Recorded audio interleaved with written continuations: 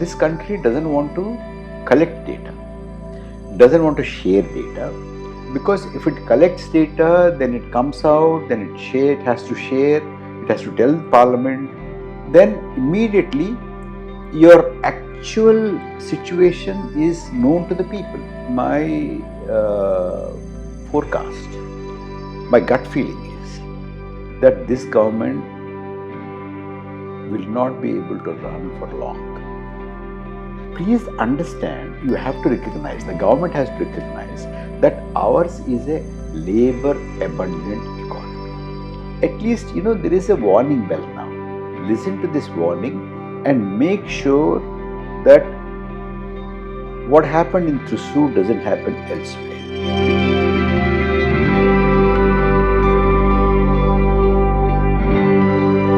In Kerala, in the past, BJP could not have an electoral victory in the parliament elections. Now they could win one seat out of 20. And it's very clear that in other constituencies, even though they could not win, they are making strong inroads and they could come to the second position, third position. And if the tendency is growing, definitely in the next assembly elections, they will have couple of or more than 10 seats or something like that. So at the same time, you can see that a state like Uttar Pradesh, which is considered as backward, which is not so literate as Kerala, which is not equal to Human Development Index in Kerala, so, which is resisting or which is showing a clear political message, which is fighting against, we can say, the fascism. But you see the different tendency in Kerala. So how do you assess this situation? See, they're probably in UP and places like that, they have experienced. Probably for you in Kerala, it's a novel thing. Let's see what they do. They put a film actor. Still, we have fantasy about. Probably. But the point is this, Shivraj, on a serious note, I think every political party and every politically conscious person in this state of Kerala, they should listen to the warning bells. Which means the society without your knowledge is getting communalized, is now slowly becoming receptive to this kind of an agenda. Now, mind you must remember that RSS has been concentrating on Kerala for a long time. Exactly. Since 1930s. Yeah. They have the most number of other RSS shakhas are in Kerala. In Kerala. So, the point is this. When Communal Agenda has an army of people working relentlessly without any quick returns, without publicity, without even a possibility of winning elections, without getting a lot of press coverage, without getting even a councillor seat, but still working with 5 people, then 10 people, then 15 people, then 20 people, then 25 people, go on working like this with a communal agenda, with a divisive agenda. Now, I think it is time for the civil society of Kerala to think, if communalism has an army of people working like that, where is the army to defend secular values? Okay. If you don't think on those lines, you will also fall prey to this. So the political society of Kerala, the political parties and the civil society organizations and progressive citizens, the educated citizens should think on these lines. How do we defend the constitutional values? How do we defend the diverse characteristic of Kerala society? Because Kerala, the kind of communal harmony is there for ages. Yes. Christians and Muslims and Hindus and everybody live together, everybody are happy, each one celebrating the other's festivals, each one eating the other's food, all this is there. Yeah. Now, if there is a narrative which is coming into this society like almost a virus and growing, I think the Kerala society should sit up and take note of this and try to create an army to spread the constitutional values. The problem, Shivraj, is that throughout the country, Kerala is no exception, that political parties have become merely election fighting machines. They are not doing political work between one election and the other. There's no political education. So, if in the absence of constitutional values working, or organizations and individuals believing in constitutional values not working, and people and individuals and organizations believing in communal values working continuously. Yes. So this kind of a thing is very inevitable. So at least there is a warning bell now. Listen to this warning and make sure that what happened in Thrissur doesn't happen elsewhere. That's very important. After the election results, we found some dissenting voices coming out from BJP insiders, and also RSS is raising some serious concerns. Mohan Bhagat's statements we have seen. So, can we believe or can we conceive that RSS is emerging as a corrective force, or it is just a tactic to deal with the current political scenario? How do you assess the role of RSS, especially now? See, we actually do not know or cannot know what exactly the RSS is thinking. Right. So we can only speculate. My speculation is this: as long as the leader is strong and able to command enough majority on his own, like he did it from 2014 onwards, then everybody will be quiet and they will just follow. Once they find that the leader is falling, is weak, that magic has gone, that charisma is gone, that he is no more the vote pulling person or crowd pulling person, he cannot anymore win the elections as he used to, then everybody will, try to assert. And my feeling is that, I have a feeling that Mr. Narendra Modi doesn't have the skills to run a consensus kind of a government, a coalition government, where, from morning till evening you have to find out what the allies want, what kind of a ministries they want, what kind of a decisions they want to make, and what kind of preferences that they have. Therefore, my forecast, my gut feeling is that this government will not be able to run for long. My feeling is that even the floor test. I'm not saying that they won't pass the floor test, but it will be very, very difficult for them to pass the floor test. They have to deploy all their political resources and all other resources in order to pass the uh, floor test.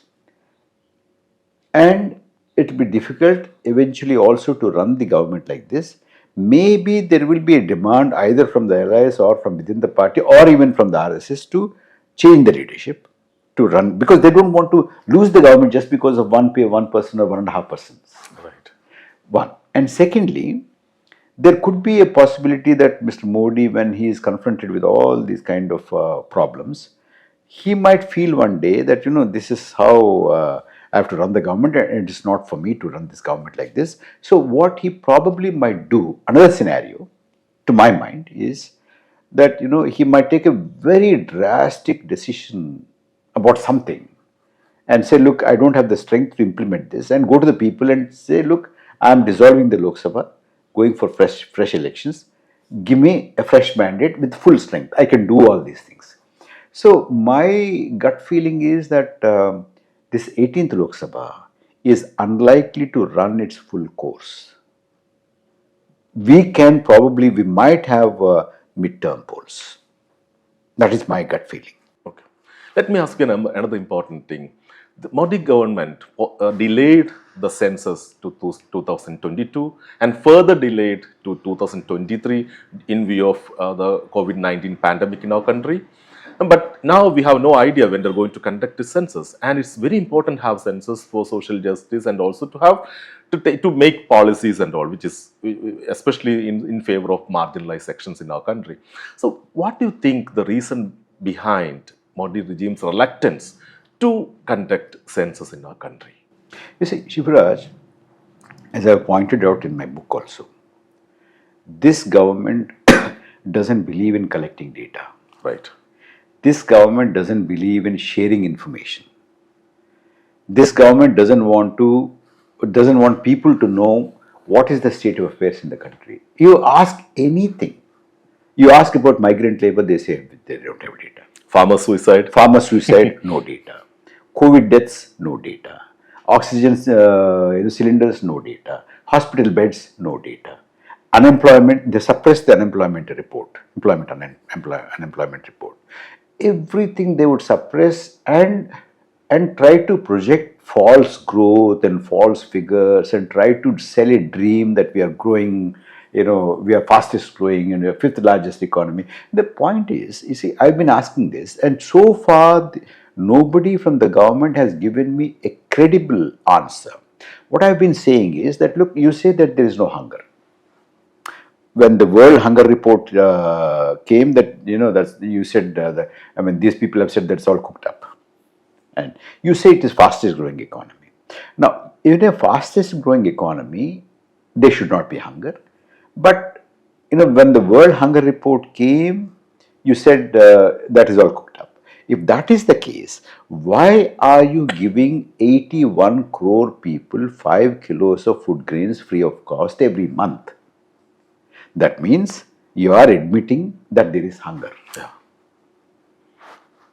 So this country doesn't want to collect data, doesn't want to share data, because if it collects data, then it comes out, then it has to share, it has to tell Parliament, then immediately your actual situation is known to the people, and they will know that you have not done anything and all the indices are falling. So that is why they don't want to do this. Another thing about census is, now there is a huge demand for caste census. Customs. Yeah. Now, JDU is bent on caste census. They are in favor of caste census, and BJP has been opposing caste census. They are not in favor of caste census. Now, how will these two square?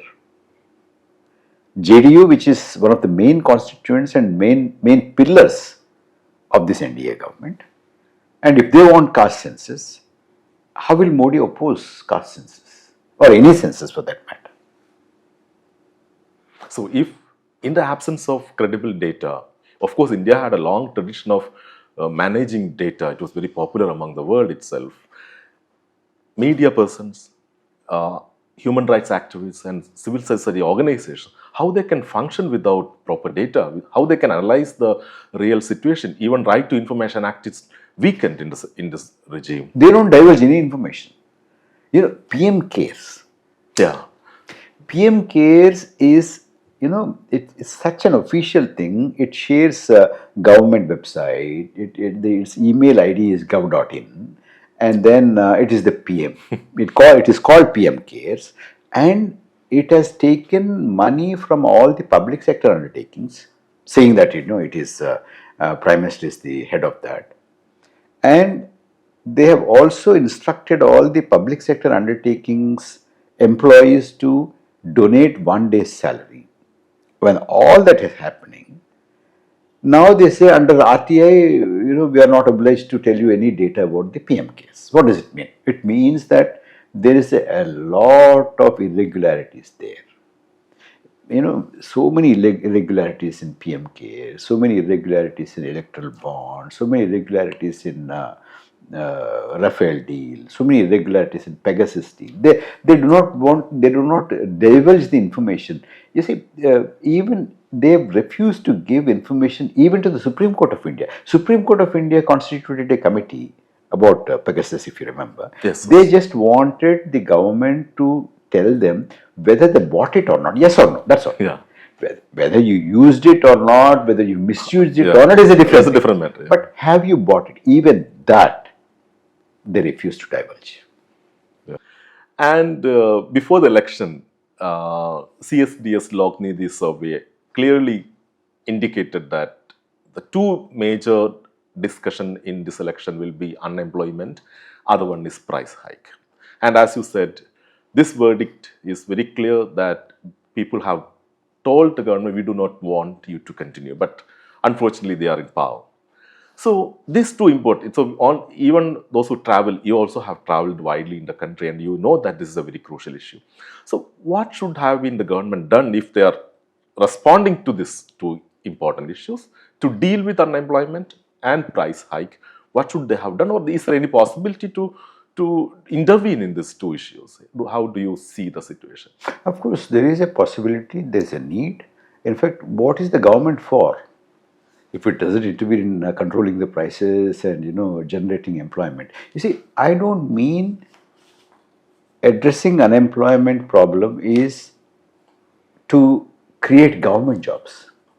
But you see, you have to understand that economy like ours, the Indian economy, is a labor abundant economy. Yeah. So, our technologies, the choice of our technologies will have to be different. European countries and in America, they have labor shortage economies. So they need to deploy a lot of technology in order to replace labor. So that, when they grow, it is on the basis of the capital intensive strategies. Okay. But here, you need to adopt a strategy where it is labor intensive. So you do not displace labor by technology. You use technology in order to enhance or increase the productivity of labor, Okay. not to displace them, not to replace a person or a group of people with a machine. Okay. But bring in machines so that the people who are working are more efficient, they're more productive, they can produce more. But the situation is going to worse when artificial intelligence comes and more robots are going to be functioning. So don't you think that we have a bleak future in terms of unemployment? How do you see the situation? You see, technology is not new to the world. For instance, we used to have people going from lamp post to lamp post and lighting the lamps in the villages, in panchayats and Right. municipalities. Yeah. Today, somebody sits and switches, puts on a switch in one place, and the entire town or entire ward is lit. So that is a technology, which means that it has displaced so many people who are lighting each and every individual lamp. Right. That doesn't mean that you have to stop innovation, you have to stop the technology. We need to balance. You have to balance, you have to bring in, and you have to use technology in a thoughtful way so that it does not take away the jobs of people. So the people who are not anymore required in a particular job, they're trained, they're reskilled so that they can be deployed elsewhere. Because you see, ours is please understand, you have to recognize, the government has to recognize that ours is a labor abundant economy. That means, as a state, India should take a strong decision, not just to implement all the neoliberal policies, but to modify it according to the reality of our country. Oh, yes, absolutely. So, you see, Shivraj, technology is a matter of an economist's choice. It is not imposed on you. You need to decide what technologies you implement and how do you implement and which sectors you implement. So, like unemployment and price hike, one of the discussion point during the election was about economic inequality in our country. And Congress in its manifesto also promised a lot of welfare measures to tackle this issue. And we know that economic inequality is not something new that happened during this 10 years Modi regime, but it was there in India for long, but it intensified during this regime. So, what, as an economist, what do you think, how India can deal with this huge disparity in the income, wealth distribution? And we know that in last 2012 to 2021, the 40% of the wealth of country created in India goes to 1% of the population, which is very minuscule. So, how we can have economic justice in our country, according to your view? See, first of all, there are two ways of looking at it. One, some people feel, some economists feel that inequality is good. Okay. And of course, there are, when World Inequality Report came about, when Oxfam's report came about, and, many economists who are now with the government, advising the government, somebody like Arvind Pangaria, who is now the Finance Commission chairman, and, Bibek Debroy, who is the chairman of the PM's Economic Advisory Committee. They said inequality is good. Don't unnecessarily worry about inequality. So they believe in trickle-down theory? That's right. Now, trickle-down theory, why does inequality come about? Inequality comes about because, your production technology choices do not employ a lot of people. That is the reason why they don't have incomes. Okay. When they don't have incomes, they don't have purchasing power, and, they don't have incomes, and they don't have wealth, they can't create wealth, they don't own wealth. That is the reason why there is inequality. Now, these people argue that let there be inequality, no problem. When so-called wealth creators, when they become wealthy, they start spending, and something or the other will slowly and slowly come down to normal people also. If not today, tomorrow, if not tomorrow, 1 year after, if not 1 year after, 2 years after, 5 years after, 10 years after. Now we have seen more than 10 years now. Nothing of that kind has happened. Inequality is rising. Poverty is rising. Government had to give 5 kilos of food grains to about 81 crore people, Yeah. and that is what is happening now. The point is this: I would rather trust a political formation Okay. which says that inequality should not be there. Maybe they are not very skilled in implementing policies or devising policies to reduce inequality, Okay. rather than a government or a political formation which thinks that inequality is good. Okay. So I think what you suggest is not just some social security measures or some welfare schemes. We can't really deal with this serious issue. Am I right? Yes. You see, welfare measure and social security is only a temporary measure until you train this workforce, give them skills so that they can be productively employed. And during Modi regime, we witnessed a shift from crony capitalist system to oligarch capitalism, which serves a handful of industrialists also. And among them itself, Modi had some clear favor towards Adani. And there are a lot of criticism from Rahul Gandhi and opposition parties, and of course from alternative media spaces. A lot of things came out how they was making some policies in favor of him, and how he could emerge as the corpati or whatever it is.